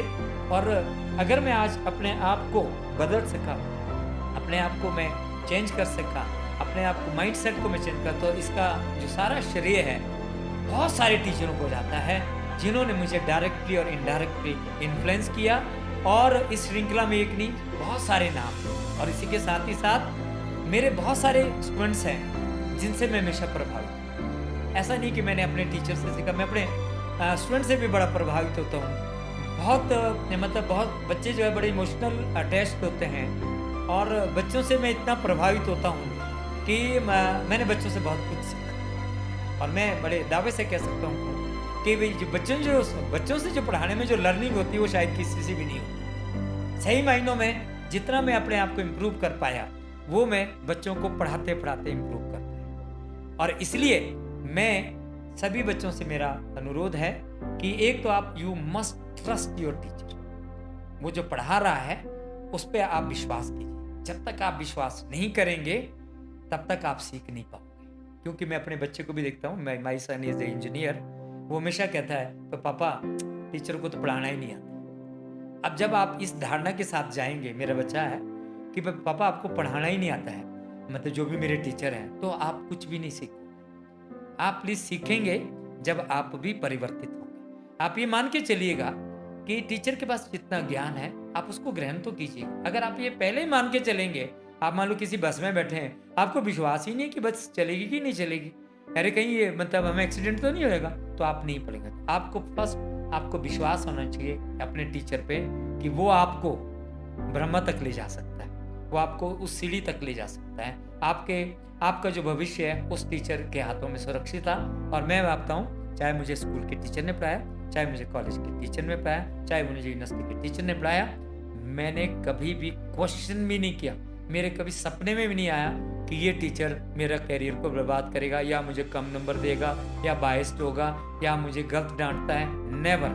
मुझे पूरा फेथ था अपने टीचर पे, और इसीलिए मैं एक मीडियोकर स्टूडेंट होते हुए भी, जिसको फर्स्ट और सेकंड डिवीजन का कोई ज्ञान नहीं था मैट्रिक में, जिसको कैरियर का कोई पता नहीं था, जिसको समाजशास्त्र ढंग से बोलना भी नहीं आता था, तो उस आदमी ने अगर मुझ में कोई हिम्मत आई पढ़ने की और आगे जाने की, तो ये सारा श्रेय मेरे टीचर को जाता है। और आज इस पावन अवसर पर मैं सभी टीचरों को मैं नमन करता हूँ, और मैं उनका ऋणी हूँ, और मैं हमेशा ऋणी रहूँगा। और साथ ही साथ मैं अपने बच्चों का भी ऋणी हूँ, और मैं हमेशा ऋणी रहूँगा। तो ये चीज़ें ये बच्चों को देखना है।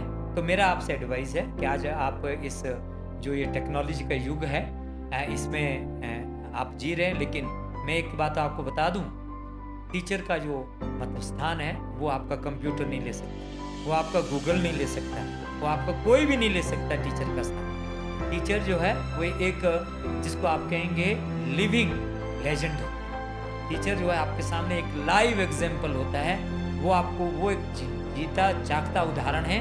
वो आपके पास जो है वो चलती फिरती मशीन नहीं है, जीता जागता एक उदाहरण है, और जो आपको एक गाइड के रूप में सामने है, जो आपको इंस्पायर करता है, जो आपको मोटिवेट करता है, और जो आपको सही मायनों में जिससे आप जो प्रेरित होते हैं, कंप्यूटर कभी आपको प्रेरित नहीं कर सकता है, वो आदमी को नहीं मतलब बदल सकता। अगर आपने मार्कुजे की किताब पढ़ी हो या उनका कॉन्सेप्ट, मुझे नहीं पता कि आज एमए के कोर्स में है, जिसमें था वन डायमेंशनल मैन, उसने उस जमाने में बोल दिया था कि टेक्नोलॉजी ने आदमी को एक ध्रुवीय बना दिया है। हम आजकल जो भी देखते हैं, मुझे भी लगता है कई बार जब मैं कोई शब्द देखता हूँ तो एकदम गूगल खोल देते इसकी स्पेलिंग क्या है, इसका अर्थ क्या है, और हम टेक्नोलॉजी के दास हो गए, जबकि हमने टेक्नोलॉजी फैसिलिटेटर के रूप में बढ़ाई थी, आज हम उसको दास हैं। दूसरा, मेरे को बच्चों का जो एक एडवाइस करना है कि आपने दास नहीं होना टेक्नोलॉजी, इसका सहारा लेना है, इसको सीढ़ी के रूप में इस्तेमाल करना है, इसको दास नहीं होना है। तीसरा, मेरी जो आज के जो इस समाजशास्त्र को पढ़ते जो मैंने सीखा, मैं अपने टीचरों से भी शेयर करना चाहूँगा कि हमारे जो पढ़ाने की शैली है समाजशास्त्र की, उसको थोड़ा आप जो है उसको एक पुराने टीचर पढ़ाते थे उस ढंग से पढ़ाए। मैं थोड़ा मेंशन करना चाहूँगा कि मेरे कुछ टीचर थे जिन्होंने मुझे पढ़ाया, जिसमें मैं ओपी शर्मा जी का नाम लेना चाहूँगा श्रद्धेय से। उन्होंने मेरे को अंग्रेजी पढ़ाई, उनको शायद याद भी नहीं है मैं कौन उनका स्टूडेंट हूँ, नहीं है उनको याद, वो आजकल नालागढ़ में रहते हैं। जब उन्होंने मेरे को अंग्रेजी पढ़ाई, शायद ही किसी टीचर ने मेरे को अंग्रेजी वैसे पढ़ाई, वो कभी भी चिंतित नहीं होते थे कि पोइम खत्म होती कि नहीं होती, उनको कभी भी ये चिंता नहीं रही कि सिलेबस खत्म होता कि नहीं होता। जब वो पढ़ाते थे तो वो, मैं कहूँ कि वो डांस ही करते थे क्लास में, वो पूरा ड्रामेटाइज करते थे। उनकी जो पढ़ाने की शैली थी वो पूरा ड्रामेटाइज करते, पूरा इनेक्ट करते थे, जैसे प्ले करते थे। अगर उन्होंने मुझे शेक्सपियर पढ़ाया, आज भी मेरे को शेक्सपियर याद है। जब उन्होंने जूलियस सीजर पढ़ाया तो वो मुझे आज भी याद है। डैफोडिल्स तो अभी वो पढ़ाते थे कि भाई सॉलिट्यूड पढ़ाते थे, मुझे आज भी याद है। क्यों याद है? वो इतनी इन्वॉल्वमेंट थे कि हमें हिलने का डुलने का टाइम ही नहीं लगता था। एंड हम यही सोचते थे कि भाई ये जो टीचर है किस तरह पढ़ाता, और उनका जो पढ़ाने का उद्देश्य था सिलेबस खत्म करना नहीं होता। आज मैंने पाया है, बहुत सारे टीचरों को भी देखा है, हमें एक बड़ी होड़ सी लगी होती है, बस मेरा सिलेबस खत्म हो गया, मेरा तो 80% हो गया जी, मेरा तो टेस्ट भी ले लीजिए। नहीं, इस होड़ से आप बचिएगा, इस सब्जेक्ट को आप इंटरेस्टेड बढ़ाइए।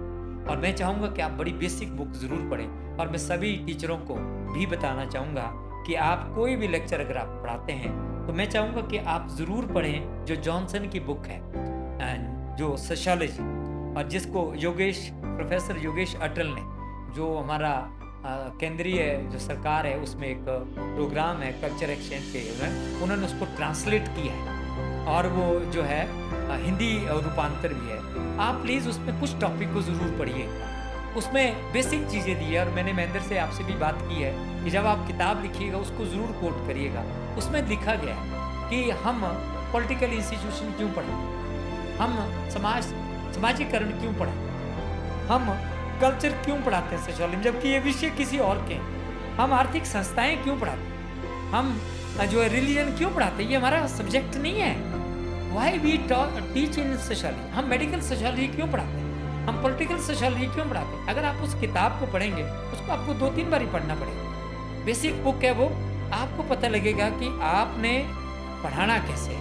और जब आप इस इनपुट्स को डालेंगे तो मैं आपको कहूँगा कि बच्चों का जो ध्यान है वो सीखने की तरफ जाए। आपने समाजशास्त्र को सिखाना ज़्यादा है, पढ़ाना नहीं है। उसको सिखाना है कि वो किस तरह एक एजेंट ऑफ सोशल चेंज है आपकी लाइफ में और आपके समाज में। जब आप इसको इस तरह पढ़ाएंगे तो वो बड़ा रोचक विषय बन जाएगा। उसको आपने ऐसे नहीं पढ़ाना है कि जैसे हमने कहा कि भाई तेरे जो है 80 नंबर, मेरे को आई स्टिल रिमेंबर महेंद्र, मैंने कभी तुम्हें हाउस टेस्ट में 60 से ऊपर नंबर नहीं दिए, आई थिंक सो, लेकिन प्रोफेसर जो है महेंद्र सलारिया ही बना मेरे पास, केवल बना।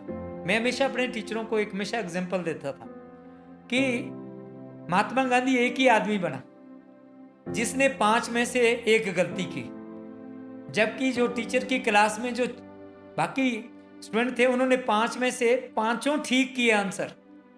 मुझे कोई मेरिटोरियस स्टूडेंट नहीं चाहिए, मुझे गांधी जैसा स्टूडेंट चाहिए जो सेंसिटिव हो, जो संवेदनशील हो, जो चिंतनशील हो, जिसने टीचर को भी फॉलो नहीं किया क्योंकि वो इतना संवेदनशील। उसने कहा मुझे 4 ही नंबर चाहिए, मुझे 5 नहीं चाहिए। और मैं आपको बता दूं कि मेरे जो ये स्टूडेंट बैठे हैं जो टीचर बने हैं, मैंने कभी भी उनको फर्स्ट डिवीजन नहीं दी। मेरे आज भी 4-5 टीचर हैं जिनको मैंने पढ़ाया है और जो आज टीचर हैं बने हैं। जो रजनीश शर्मा हैं जो कि चंबा से ही हैं, वो आप पंजाब में पढ़ाते, पंजाब यूनिवर्सिटी में।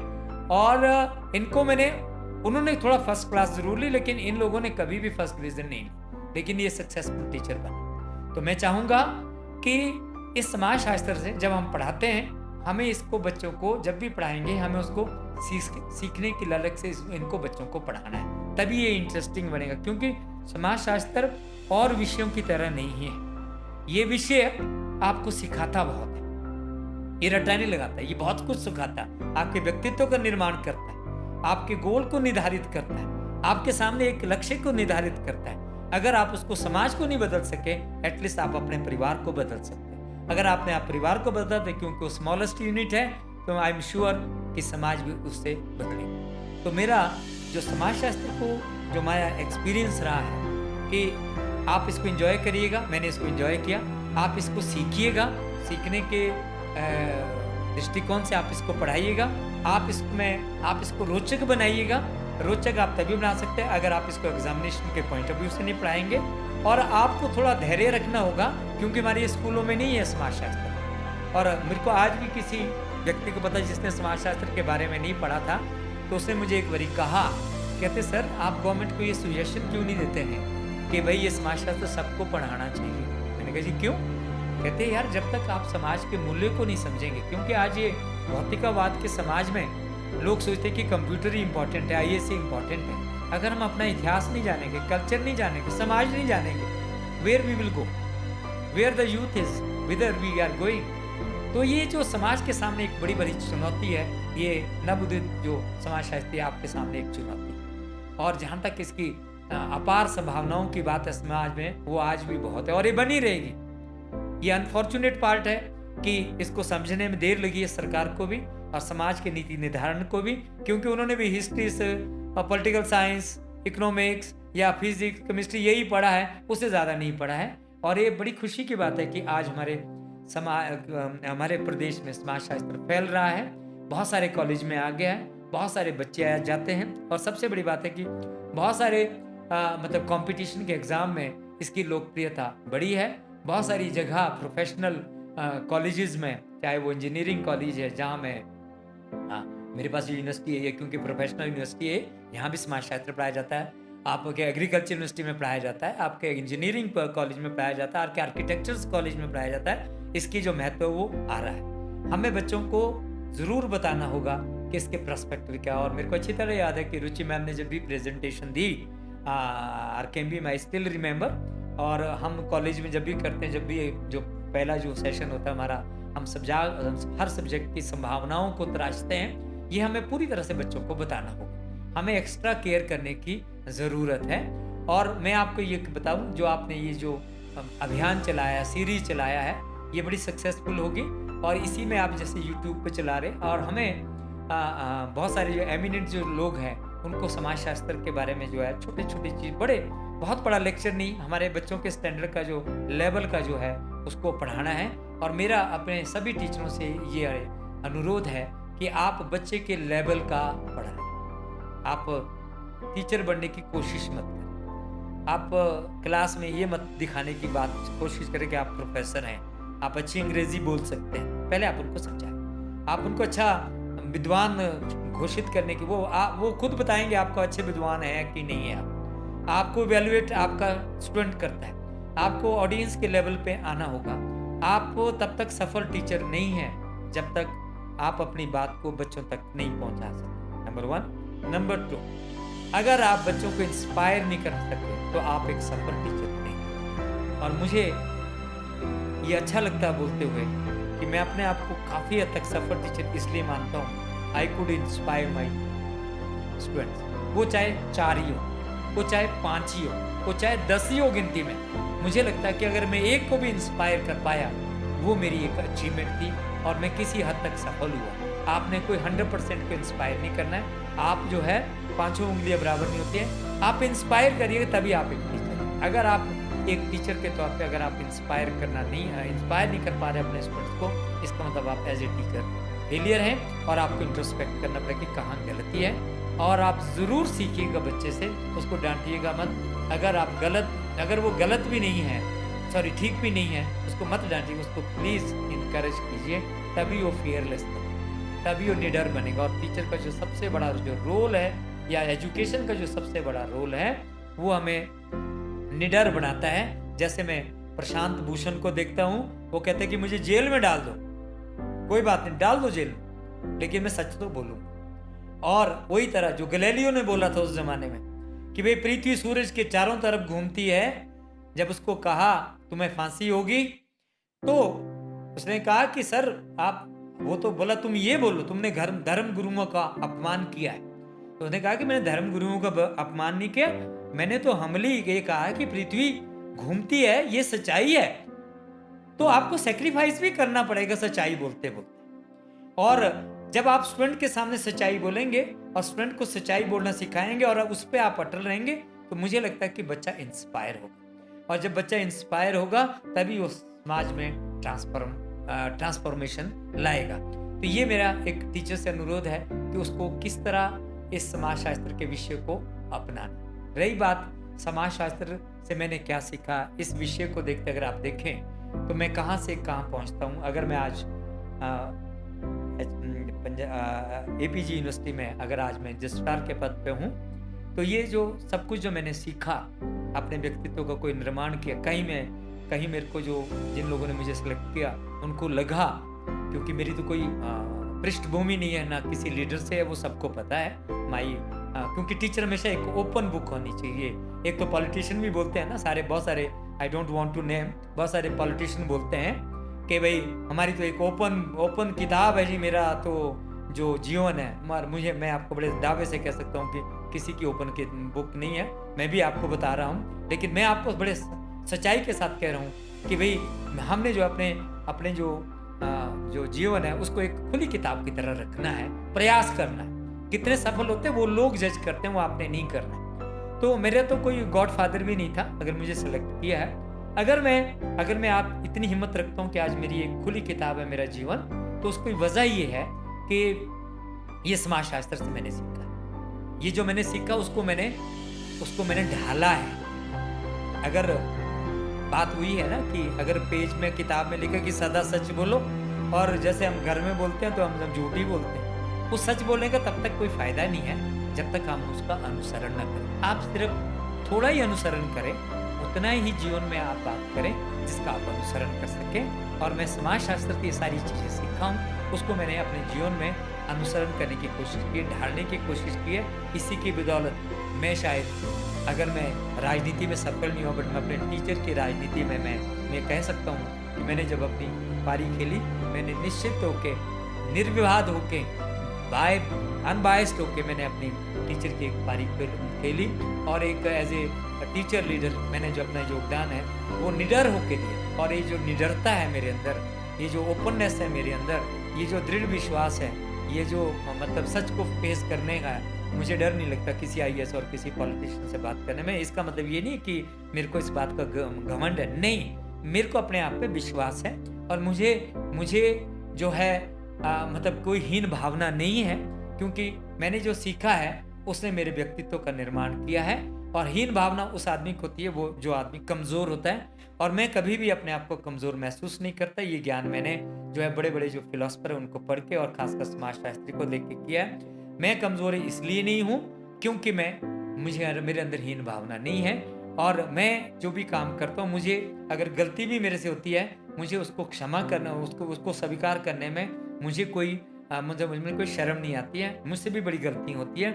और मैं अपने टीचरों से भी चाहूँगा कि बच्चों को कभी आपने गलती से डांट भी दिया, मैंने कई बारी, क्योंकि मैं थोड़ा वायलेंट भी होता था, मैं कई बच्चों को मतलब कॉलेज में भी आते हुए मैंने थप्पड़ भी मारा है, मतलब उनको बाहर भी निकाला है, जलील भी किया है। लेकिन मुझे रियलाइज़ हुआ कि बच्चे बड़े हैं, क्योंकि मैं ज़रा ट्रेडिशनल टीचर भी हूँ, कन्वेंशनल टीचर भी हूँ। तो मैंने उनके साथ जब मैं दोस्ताना व्यवहार रखा, तो शायद शुरू में मेरा एक टीचर का स्वभाव वही था कि वो डंडे वाला टीचर होना चाहिए, तो वो मेरा रूप भी रहा है। तो मैंने सॉरी भी किया, मैंने बच्चों को प्यार भी दिया है, मैंने उनको कहा भी है यार ये मेरे से गलती होगी। तो हमें कोई भी गलती करने से, स्वीकार करने से कोई भी टीचर छोटा नहीं बनता है। वो हमेशा बच्चों की नज़रों में और सबकी नज़रों में ऊंचा ही होता है। और हम कभी गलत भी पढ़ाते हैं, ऐसा नहीं कि हमसे गलती से नहीं पढ़ाते, स्लिप ऑफ टंग भी होता है। स्वीकार करिएगा यार, कल ये मैंने गलती से पढ़ा लिया था। अगर आप सारी चीज़ों को स्वीकार करेंगे, एक सफल टीचर बन सकते हैं। और समाजशास्त्र दूसरे विषयों से अलग है। क्यों अलग है?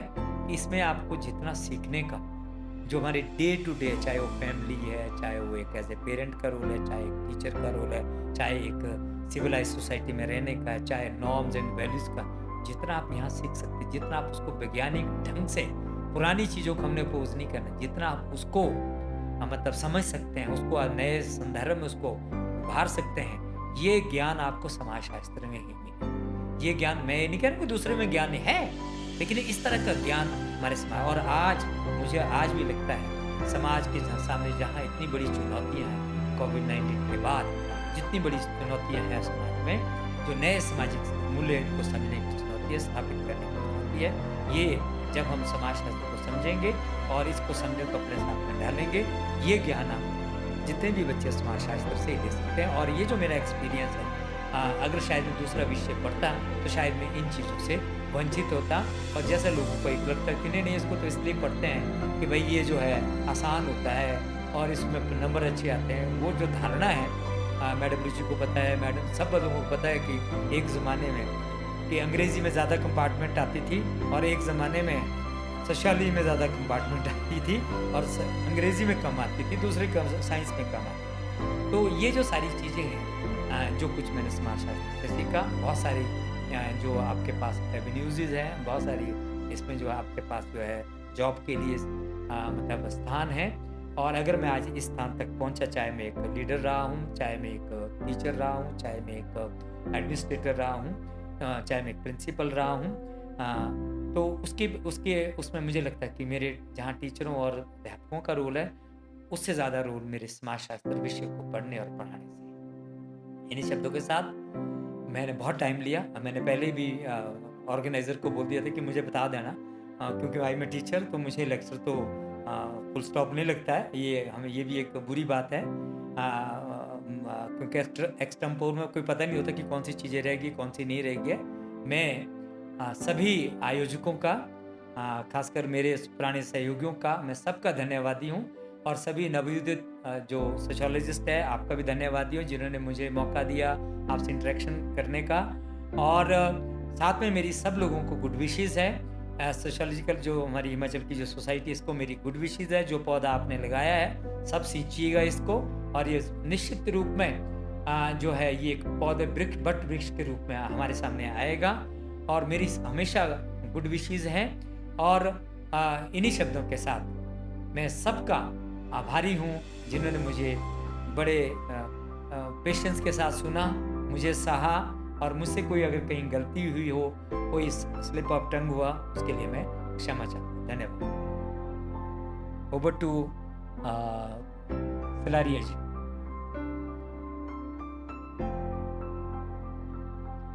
बहुत लंबा हो गया, I am sorry for this. मुझे नहीं पता है कि मैं मतलब कवर कर पाया वो चीज़ें जो आप चाह रहे थे। मैंने कोशिश की है, लेकिन अगर कोई छूट गई तो मुझसे वार्तालाप में आप पूछ सकते हैं।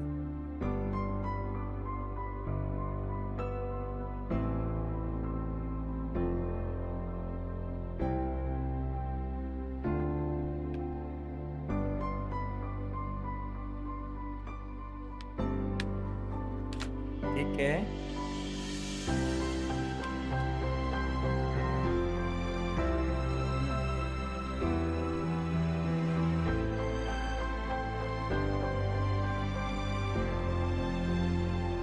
हाँ बेटे, हिंदी में पूछो, आप हिंदी में पूछो।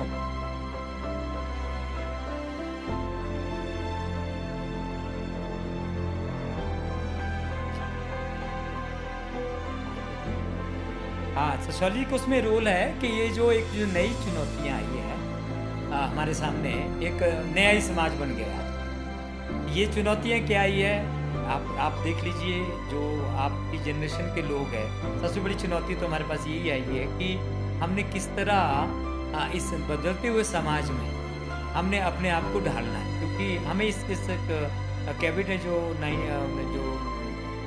19 है, ये मुझे लगता है कि इस तरह के हादसे आगे भी हो सकते हैं अभी, क्योंकि जो टेक्नोलॉजी के जो हादसे हैं ये शायद बहुत सारे लोगों ने विजुअलाइज नहीं किया है। इसको हमें समझने की जो ज़रूरत है, उसमें जो नई परिस्थितियां जो पैदा हो गई, हमें नई तरह से हमें सोचना होगा, नए तरह से हमें समाज का निर्माण करना होगा, हमें तैयार होना। जैसे आजकल जो है, जैसे हम क्लासरूम जो सिचुएशन हमने जो स्थापित की है, जो टीचर टॉट का जो रिलेशनशिप है, इसको हमें नए रूप में ढालना होगा। आने वाले टाइम में जैसे एग्जामिनेशन पैटर्न है उसको चेंज करना होगा, हमें परिस्थितियों के मुताबिक सारी चीज़ों को चाहिए, और उसको हमें जब भी हम इसको ढालेंगे, हमें पहले अपनी सामाजिक परिस्थिति को देखना होगा। अब जो अमेरिका की सोसाइटीज़ है उसकी तरह हम नहीं अभी चल सकते, हमें उन चीज़ों को देखना होगा कि जो हमारे समाज के अनुरूप है, और हमें अपने समाज को भी उसे अनुरूप बनाना होगा। तो समाजशास्त्र के सामने आज सबसे बड़ी चुनौती ये है कि भाई हमने इस बदलते परिवेश में किस तरह हमने जीना है, किस तरह हमें नए सामाजिक मूल्यों का निर्माण करना है, किस तरह हमने सोशल नॉर्म्स को नए रूप से सेटअप करना है, चाहे वो क्लासरूम सिचुएशन है, चाहे वो सोसाइटी और स्टूडेंट के बीच इंटरेक्शन है, चाहे वो टीचर एंड स्टूडेंट के रिलेशनशिप है। मैंने आपको कहा ना कि जो टीचर डे हम मना रहे हैं वो किस लिए मना रहे हैं, टीचर टॉट रिलेशनशिप कल के लिए। ये जो रिलेशनशिप है ये थ्रू मीडिया आने वाला है, किस तरह ये जो है कि ये जो सैंक्टिटी है रिलेशनशिप की ये भी बनी रहे, और किस तरह हम एजुकेशन को पार्ट कर, अगर ये 1 साल तक चलता तो ये चुनौती जो है हमें स्वीकार करनी होगी, और इसीलिए हमें इसके बारे में जो है अनुसंधान करने की ज़रूरत है कि हम इस चुनौती को कैसे हम पार करें, किस तरह हम फैमिली टाइज को, दूसरी चीज़ों को बनाए रखें। धन्यवाद।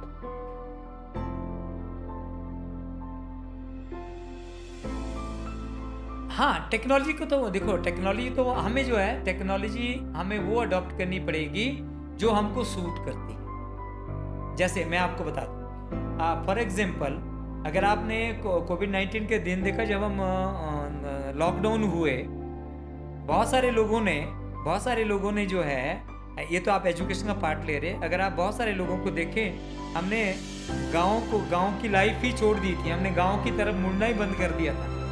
अब जो है लोगों ने वापस मुड़ना शुरू कर दिया गांव की तरफ, कि हर चीज़ का जो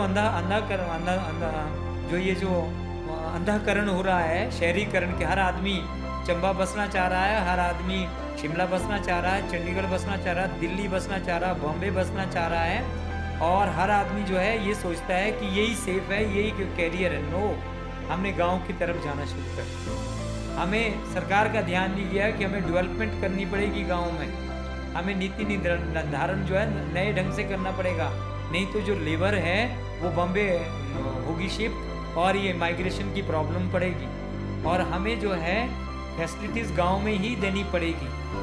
तो माइग्रेशन हो रही है, इसको चेक करना होगा। अब ये जो सारी चीज़ें, हमें फैसिलिटीज़, अच्छे हेल्थ सेंटर गाँव में होना चाहिए, पोल्यूशन को अगर कम करना है, हमें गाँव के जो मरे हुए उद्योग धंधे हैं उनको हमें नए ढंग से उसको पुनर्जीवित करना होगा। इसीलिए जो है स्किल इंडिया जो गवर्नमेंट ने प्रोग्राम चलाया, this is one of the कड़ी। हमने जो क्लीनलीनेस का ड्राइव किया ताकि गांव में लोग रहें, ताकि जो आपकी जनरेशन है वहाँ रहे। हमारा ध्यान, सबका ध्यान कोविड-19 में जो है गांव की तरफ दोबारा मुड़ा है। सब लोगों ने जाना शुरू किया, हमें लगा कि ऑर्गेनिक फूड जो है ठीक है, जॉब सेक्टर जो है गाँव में ही, शहर में ही नहीं है, अनएम्प्लॉयमेंट हो जाएगी। देखा आपने, नेगेटिव ग्रोथ चलेगी। ये क्यों? हमारा जो सारा इंडस्ट्रियल सेक्टर है इस पे जा रहा है, और एग्रीकल्चर में हम ध्यान नहीं दे रहे थे। अब हमें द्वारा सलारिया सर की तरह खुद जो हमारे पास सोर्सेज है, जिसको आप किचन गार्डन कहते हैं, सब्जियां बेचनी भी पड़ेगी, उगानी भी पड़ेगी, एटलीस्ट अपने लिए उगानी पड़ेगी। अगर हम मार्केट पे निर्भर रहें तो कभी भी इस तरह का जो महामारी है फैल सकती है। तो गवर्नमेंट को जो प्लानिंग, जो पॉलिसी जो मेकर है, उन्होंने सोचना इसमें शुरू कर दिया है। उसी तरह हम एजुकेशन सेक्टर में भी हमें जो है, जिस तरह कॉलेज यूनिवर्सिटी जो खुल रहे हैं, हमें जो ऑनलाइन जो सिस्टम है, जैसे अभी लैपटॉप है और ये मोबाइल्स हैं, दूसरी चीज़ें हैं, ये जो 5G है, 6G आना शुरू हो गया है, ये चीज़ें गांव में फैसिलिटीज़ आ रही है, हेल्थ सेंटर जो बड़े खुल रहे हैं। तो ये जो सारी चीज़ें, ये क्या है, ये चुनौती समाजशास्त्र, ये हमने जो है पॉलिसी मेकर जो है इसको इस तरफ ले जाएंगे जो हमने छोड़ रखा था। हमें जो है इस नए समाज की तरफ हमें मुड़ना, हमें रिवाइव करना पड़ेगा। हर चीज़ को हमें अपनी पॉलिसी को द्वारा से रीरूप देने की ज़रूरत है, प्लानिंग की ज़रूरत है।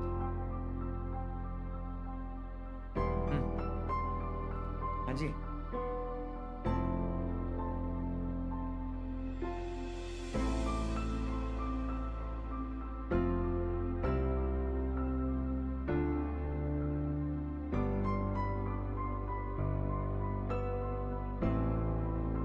हाय, नमस्कार, कैसे हैं आप?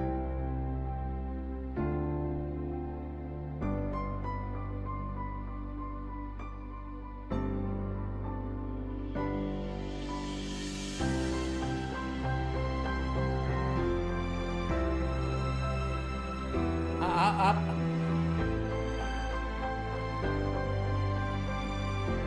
ठीक है, ठीक है। मैं बिल्कुल आपसे सहमत हूँ।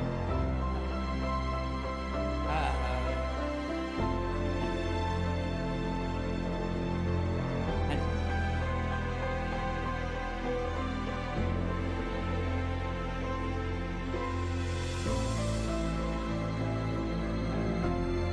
हाँ, मैं ठीक है। Yes, yes.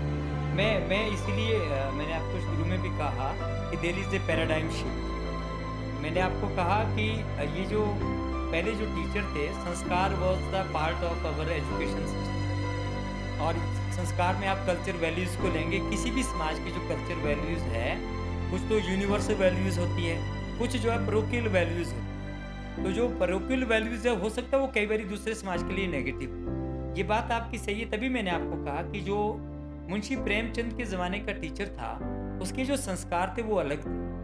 और तभी मैंने कहा कि हमें इंट्रोस्पेक्शन करने की ज़रूरत है। मैं बिल्कुल आपसे सहमत हूँ कि आज जो टीचर है वो एक वेतनभोगी व्यक्ति है। और मुंशी प्रेमचंद के ज़माने में या मेरे ज़माने में जो टीचर था वो वेतनभोगी व्यक्ति नहीं था, वो बाई चॉइस था। आज हम बाई चॉइस नहीं है। क्यों? आज हमको रोज़ी रोटी के लिए हमें ये प्रोफेशन, हाँ, हमें जो ये प्रोफेशन लेना पड़ा, लेकिन हमने अपने आप को नहीं ढाला है। और मेरे टाइम में जो टीचर था वो उसको सहजता से लेता था, वो उसको वॉलंटरी लेता था, उसका ये शौक था कि मुझे टीचर बनना। वो प्रभावित होता था क्योंकि वो उसके सामने, वो जो टीचर से जो प्रभावित होता था वो उसका एक मार्गदर्शित होता था। आज जो है हम प्रभावित टीचर से नहीं हो रहे। क्यों? क्योंकि टीचर उस पोजीशन में नहीं है। तभी मैंने आपको कहा कि एक ट्रू टीचर बनना बहुत मुश्किल है, वो हमारे पास एक चुनौती है। और इस शिक्षक दिवस पर हम उस चुनौती को हमेशा हमें स्वीकार करना होगा और हमें एक टीचर बनना ज़रूरी है। इसीलिए मैंने कहा कि टीचर जो है वो कोई मेरिटोरियस नहीं होना चाहिए। टीचर कैसा होना चाहिए? ईमानदार होना चाहिए। टीचर कैसा होना चाहिए? वो अपने जो भी वो बताए वो उसका अनुसरण करे, मतलब उसमें डबल स्टैंडर्ड नहीं होना चाहिए टीचर।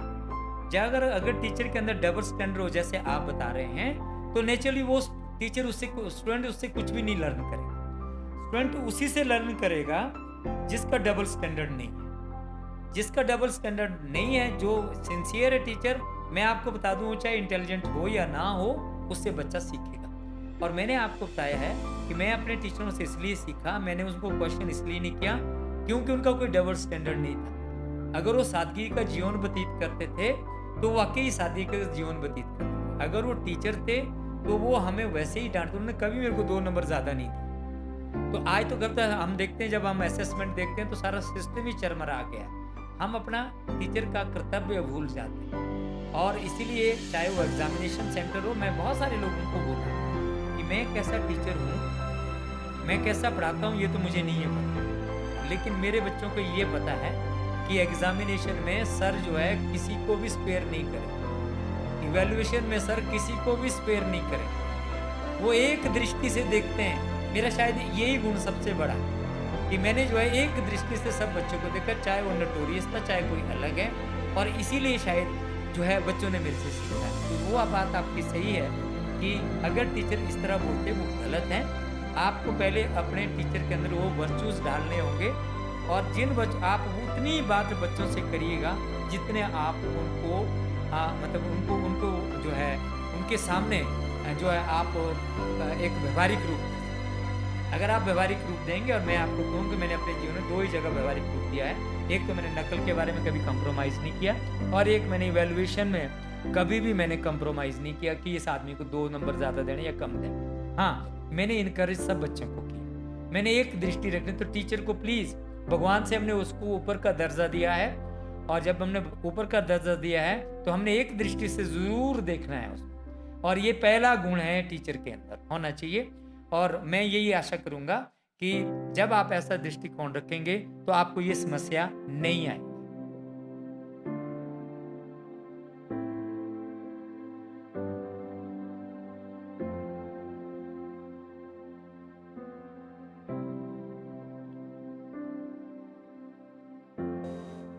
और हमारा प्रपोजल यही है कि कम से कम हफ्ते में हम 2 बार इस सीरीज को हम करेंगे और फिर अगला जो व्याख्यान है वो इसी तरह के किसी ऐसे व्यक्तित्व का रहेगा और उनके जीवन के जो कुछ अनसुने किस्से हैं, अनसुने अनुभव हैं, इनसे हम बहुत कुछ सीख सकते हैं। वो सारे का सारा हमें सुनने को मिलेगा। सर आपका बहुत बहुत आभार, सभी का बहुत बहुत धन्यवाद और बहुत बहुत बहुत आभार SSLC के साथ जुड़ने के लिए और सारे हमारे बच्चों को आशीर्वाद देने के लिए। सर आपको बहुत बहुत आभार और शिक्षक दिवस की हार्दिक शुभकामनाएं दोबारा से और आपको शत नमन sir. Thank you sir, thank you very much.